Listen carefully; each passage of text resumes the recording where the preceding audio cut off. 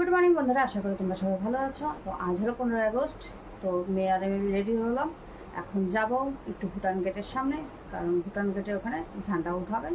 তো মেয়ে আর আমি যাচ্ছি, আর আমার বর আগেই চলে গিয়েছে ইন্ডিয়া হাউস। তো সব কাজ হয়েছে, শুধু ব্রাশটা করা হয়নি। তো এখন আমি আগে ব্রাশটা করবো। হ্যাঁ, আগে সাজিয়ে নিচ্ছে। আমার মেয়ে বলছে আগে সাজিয়ে নিচ্ছে, তো এখনও ব্রাশ করেনি। তো ফটাফট করে সব তাড়াহুড়া করলাম, তাড়াহুড়া করে ব্রাশ, আমি ভেবেছি যে ব্রাশটাই পরে করব।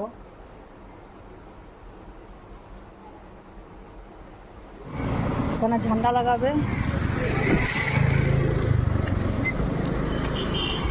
বন্ধুরা, অনেক সময় হয়তো তোমরা ভাবো যে আমার ভাষাটা চেঞ্জ কি বলো তো, আমি বাঙালি হয়েছি মতন এখন বাংলা বলতে গেলে একটু আটকাই।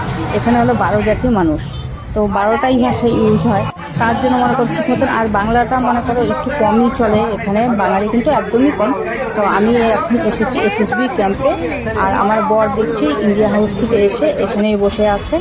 তো আমার বর বললো যে এসএসবিদের সাথে একটু ফটো উঠাবে, তারপরে আমি মানে সেলফি তোলার জন্য এসএসবিতে ওখানে গেলাম, সেলফি তুলছি। আর এটা কিন্তু ভুটান গেটের সামনে একদম, দেখো ভিতর থেকে গাড়ি আসছে গাড়ি যাচ্ছে, সেটা হলো কিন্তু ভুটান। আর আমরা তো বন্ধুরা, আমার যেতে একটু দেরি হয়ে গেছিলো এসএসবি ক্যাম্পের। তো পতাকাটা উঠানো হয়ে গেছে, তারপরে আমি গিয়েছি। আর এই যে এখন লাড্ডু সবাইকে বিতরণ করছে।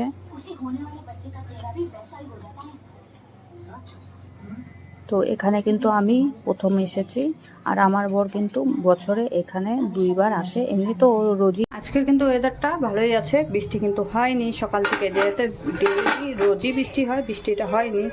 আর শর্টকাটের একটা সবজি বানাচ্ছি, সব কিছু ঢালা সম্পার দিয়ে একটা সবজি। অনেক বছর পরে তো 15 আগস্ট মানালাম, আর স্কুল লাইফেই তো মানিয়েছিলাম, তারপরে তো আর মানানো হয়নি। তো এবছর ভালোই লাগলো, 15 আগস্টটা বুঝলাম আবার নতুন করে। তো স্কুলের কথা মনে পড়ে যাচ্ছিল। তো বন্ধুরা, আজকের মতন ব্লগটা এখানেই শেষ করলাম। দেখো আবার বৃষ্টি হলো, কিন্তু এখন বৃষ্টি হচ্ছে।